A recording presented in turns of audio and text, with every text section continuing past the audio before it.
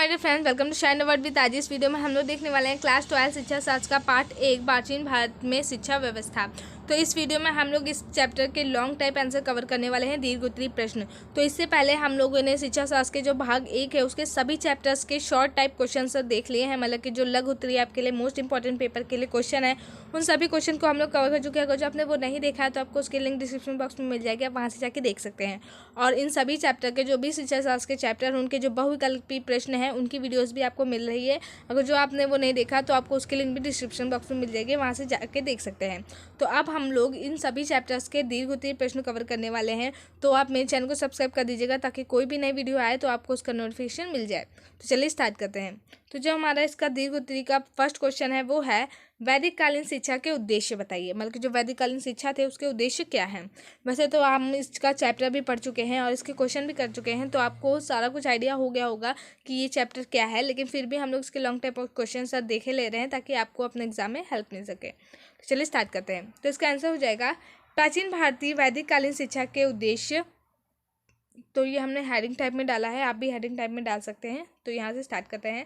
वैदिक काल में शिक्षा जीवन पर्यंत चलने वाली प्रक्रिया मानी जाती थी, किंतु औपचारिक शिक्षा से आशय था ब्रह्मचारी आश्रम में होने वाली शैक्षिक गतिविधियाँ। तो सबसे पहले लॉन्ग टाइप कोई भी आप क्वेश्चन लिखते हैं तो सबसे पहले आपको थोड़ा सा उसके आगे मतलब कि जैसे कि वैदिक कालीन के बारे में उस शिक्षा का उद्देश्य पूछा गया है तो हमें वैदिक कालीन शिक्षा के बारे में भी थोड़ा सा लिख देना है ताकि जो आपका क्वेश्चन का आंसर है वो थोड़ा सा बड़ा हो जाए। तो फिर जो है हमने इसमें क्या लिखा है कि जो वैदिक कालीन शिक्षा है वो जीवन पर्यंत चलने वाली शिक्षा है और ये एक औपचारिक शिक्षा है जिसका आशय होता है ब्रह्मचर्य आश्रम में होने वाली शिक्षा है, शैक्षिक गतिविधियाँ। मतलब कि जो वैदिक कालीन शिक्षा है वो ब्रह्मचारी शिक्षा ही होती थी, वहाँ पे कोई भी विलासता की चीज़ें नहीं होती थी। आगे बढ़ते हैं। इस आश्रम काल में छात्र गुरुकुल में ही रहकर गुरु के चरणों में शिक्षा प्राप्त करता था और भिक्षा लाकर गुरु को देता था। प्राचीन भारतीय शिक्षा के उद्देश्यों को निम्नलिखित रूप से प्रस्तुत किया जा सकता है। तो अब हमारा आंसर स्टार्ट होता है। तो जो हमारा फर्स्ट हेडिंग है, हम लोग जो भी आप अगर जो लॉन्ग क्वेश्चन लिखते हैं तो आप उन्हें हेडिंग वाइज लिखिए। हेडिंग वाइज लिखने से आपको मार्क्स बहुत ही ज़्यादा अच्छे मिलते हैं, क्योंकि जो एग्जामिनर होता है वो आपकी हेडिंग देखकर ही आपको मार्क्स दे देता है, वो अंदर ज़्यादा तक नहीं पड़ता है और आपका जो क्वेश्चन होता है वो बहुत ही ज़्यादा क्लियर दिखता है हेडिंग की वजह से, जिससे कि आपको अच्छे मार्क्स मिलते हैं। तो आप हो सके जितना हो सके तो आप लॉन्ग क्वेश्चन के आंसर होते हैं उन्हें हमेशा हेडिंग बनाकर ही लिखिए। तो जो हमारी का फर्स्ट हेडिंग है वो है ज्ञान तथा अनुभव को प्राथमिकता। तो चलिए देख लेते हैं। प्राचीन काल में शिक्षा की प्रक्रिया का एक मुख्य उद्देश्य से द्वारा ज्ञान मतलब कि मुख्य उद्देश्य क्या था कि ज्ञान एवं अनुभव अर्जित करना था। जो प्राचीन कालीन शिक्षा था उसका एक मुख्य उद्देश्य था ज्ञान तथा अनुभव को अर्जित करना। इस काल में ना तो आज के युग के समान परीक्षा प्रणाली का प्रचलन था और ना ही अंक पत्र तथा प्रमाण पत्र प्रदान करने की कोई शिक्षा व्यवस्था। बल्कि अभी के टाइम पे क्या होता है कि हम लोग को पढ़ाई किस लिए करना होता है, हमारे अच्छे मार्क्स के लिए। हम लोग क्या पढ़ रहे हैं इससे कोई मतलब नहीं है, सिर्फ हम लोग की मार्क्सशीट देखी जाती है और पता चला जाता है कि हाँ इस बच्चे के इतने % आए हैं तो इसलिए ऐसे पढ़ाई में होगा। लेकिन जो पुराने टाइम में मार्कशीट वगैरह नहीं चलती थी, पेपर वगैरह होते ही नहीं थे, वहाँ पे सिर्फ आपका ज्ञान और आपके अंदर जितना भी अनुभव आपने गेन किया होता था वही देखा जाता था। सामान्य रूप से छात्रों द्वारा अर्जित ज्ञान को ही उनकी योग्यता का मापदंड स्वीकार किया जाता था तथा छात्रों द्वारा अर्जित ज्ञान को प्रमाणित करने का कार्य विद्वान द्वारा किया जाता था। बल्कि जब उन लोगों की शिक्षा कंप्लीट हो जाती थी, उनको सब अच्छे से पढ़ा लिखा दिया जाता था, तब जो विद्वान होते थे वो उनका टेस्ट लेते थे, मतलब कि ओरल टाइप में, वाइवा टाइप में। तो उनसे पूछते थे और तभी उन लोगों को पता चल जाता था कि ये बच्चा कितना पढ़ने में सही है और क्या है। तो इसी टाइप से जो वैदिककालीन शिक्षा थी वो होती थी। नेक्स्ट आ जाता है चित्तवृत्तियों का निरोध। तो चित्तवृत्तियाँ क्या होता है तो चलिए देख लेते हैं। प्राचीन काल में शिक्षा आध्यात्मिकता की ओर उन्मुख थी, अतः उस काल में शिक्षा का एक उद्देश्य छात्रों को चित्तवृत्तियों का निरोध भी था। यहाँ पे चित्र तीनों हो गया है, यहाँ पे चित्तवृत्तियों होना चाहिए था। तो बल्कि जो प्राचीन कालीन शिक्षा थी वो पूर्ण रूप से आध्यात्मिक शिक्षा थी, धार्मिक शिक्षा थी।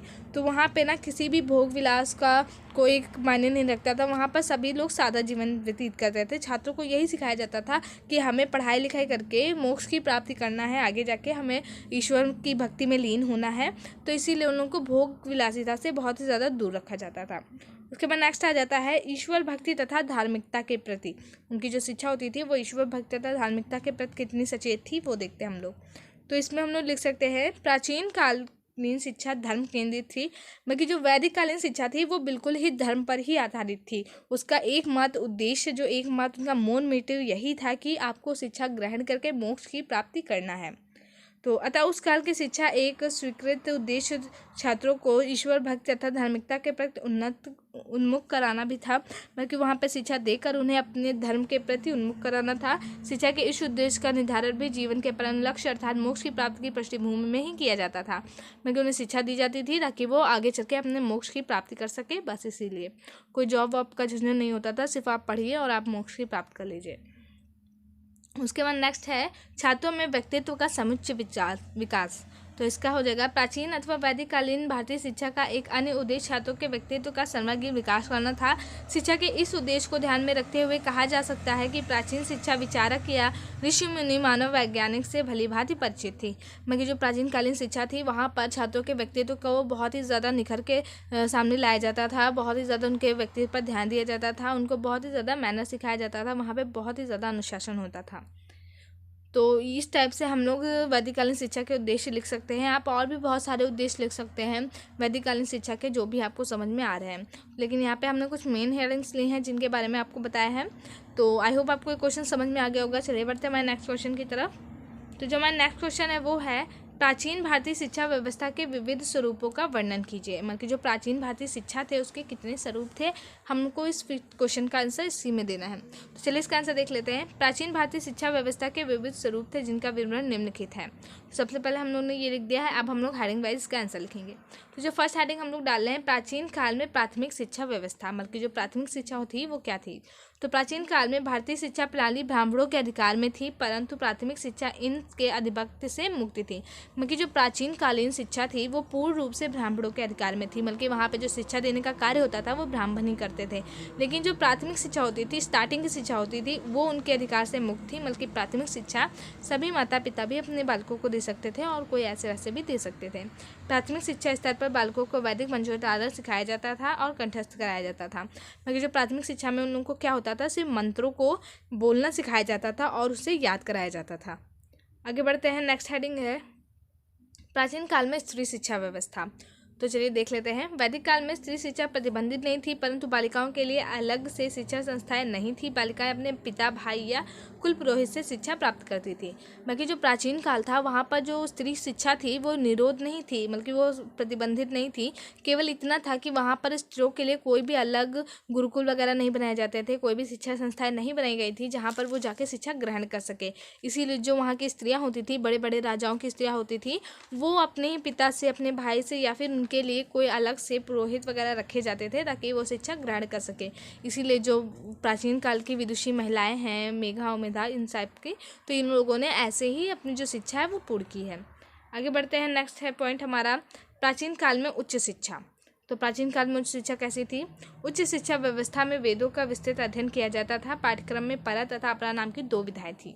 तो जो उच्च शिक्षा होती थी, जो प्राथमिक शिक्षा होती थी उसमें सिर्फ मंत्र वगैरह पढ़ाए जाते थे, लेकिन जो उच्च शिक्षा होती थी उसमें जो वेद पुराण होते थे इन सब का अध्ययन कराया जाता था। और जो पाठ्यक्रम था उस टाइम पे वो 2 भागों में डिवाइड था। पहला था परा, दूसरा था अपरा। तो आपको ये बहुत ही ज़्यादा ध्यान रखना है कि जो पाठ्यक्रम था वैदिक काल का वो 2 भागों में डिवाइड था। पहला परा था, दूसरा अपरा था। तो जो परा शिक्षा थी वो क्या थी। परा विद्या में वेद, वेदांग, पुराण, उपनिषद तथा आत्म विषयों की शिक्षा दी जाती थी।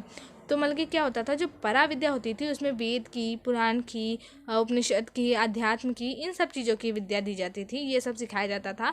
और जो अपरा विद्या होती थी उसमें भूगोल शास्त्र, तर्कशास्त्र, इतिहास तथा भौतिक शास्त्र की शिक्षा दी जाती थी। तो जो परा थी उसमें क्या होता था, वेद, पुराण, उपनिषद वगैरह होता था, और जो अपरा होती थी उसमें भूगोल शास्त्र, तर्कशास्त्र, इतिहास, भौतिक शास्त्र, यही सब पढ़ाया जाता था। शिक्षा का प्रमुख केंद्र तक्षशिला तथा पाटलिपुत्र थे। जो उच्च शिक्षा थी उसके जो प्रमुख केंद्र थे वो थे तक्षशिला और पाटलिपुत्र। आगे बढ़ते हैं। नेक्स्ट पॉइंट है हमारा प्राचीन काल में व्यावसायिक शिक्षा व्यवस्था। तो प्राचीन काल में व्यावसायिक शिक्षा भी दी जाती थी। तो चलिए इसके अंतर्गत हम लोग क्या लिख सकते हैं। प्राचीन शिक्षा आध्यात्मिक थी, परंतु इसके साथ ही छात्रों को, विशेषकर वैश्य वर्ग के छात्रों को व्यावसायिक शिक्षा प्रदान की जाती थी। चलिए देखते हैं। पहला होता था वाणिज्य शिक्षा। वैश्य वर्ग के छात्रों को प्रदान की जाती थी। शिक्षा में व्यापार, कृषि तथा पशुपालन प्रमुख थे। तो मतलब कि वाणिज्य शिक्षा सिखाई जाती थी ताकि वो लोग अच्छे से व्यापार वगैरह कर सके, कृषि वगैरह कर सके। नेक्स्ट होता था सैन्य शिक्षा। यह शिक्षा विशेषकर जो क्षत्रिय, यहाँ पे होना चाहिए, क्षत्रिय वर्ग के छात्रों को प्रदान की जाती थी। इसमें अस्त्र शस्त्रों का ज्ञान व परिचालन, व्यूह रचना का प्रयोगात्मक रूप से प्रदान किया जाता था। तो जो सैन्य शिक्षा होती थी वो क्षत्रिय वर्ग के छात्रों को दी जाती थी, मतलब कि जो ठाकुर लोग होते हैं उन लोगों को दी जाती थी, ताकि वो जो भी है उनका राजा लोग युद्ध वगैरह में जाते हैं उसके लिए दी जाती थी। उनको इस शिक्षा के अंतर्गत उनको अस्त्र वगैरह चलाना सिखाया जाता था, उनका चक्रव्यूह वगैरह कैसे बनाना है ये सब सिखाया जाता था। आगे बढ़ते हैं। उसके बाद रहता है कला कौशल। तो इस शिक्षा के अंतर्गत संगीत कला, चित्रकला, शिल्प कला आदि की शिक्षा प्रदान की जाती थी, परंतु यह शिक्षा संस्थागत ना होकर मार्गदर्शक के रूप में होती थी। मतलब कि जो कला शिक्षा होती थी इसके अंतर्गत संगीत वगैरह सिखाया जाता था, लेकिन ये जो शिक्षा थी वो संस्थागत नहीं थी, सिर्फ मार्गदर्शन, सिर्फ मतलब कि आनंद के लिए ही दी जाती थी। उसके बाद जो लास्ट है वो है चिकित्सा शास्त्र। ये शिक्षा भी योगी छात्रों को दी जाती थी जिनमें सेवा भाव एवं मानवीय गुण थे। मतलब कि ये शिक्षा कैसे लोगों को दी जाती थी, जो जिनके अंदर सेवा भाव था, वो दूसरों की हेल्प करना चाहते थे, ऐसे छात्रों को ये शिक्षा दी जाती थी। इस विषय में रोग निदान, औषधि शास्त्र तथा शल्य क्रिया की शिक्षा प्रदान की जाती थी। तो ये जो होता था चिकित्सा शास्त्र, इसके अंतर्गत औषधि से रिलेटेड, मतलब कि दवाई से रिलेटेड और शल्य क्रिया से रिलेटेड शिक्षा दी जाती थी। तो आई होप आपको ये दोनों क्वेश्चन अच्छे से समझ में आ गए होंगे। ये बहुत इंपॉर्टेंट क्वेश्चन है दोनों के दोनों ही। तो अगर जो आपको ये वीडियो अच्छी लगी तो प्लीज़ से लाइक करिए, मेरे चैनल को सब्सक्राइब कर दीजिए और बेल आइकन भी प्रेस कर दीजिए, ताकि ऐसे ही मोस्ट इंपॉर्टेंट वीडियो की नोटिफिकेशन आपको मिलती रहे। Thank you. मिलता है मैं नेक्स्ट वीडियो में।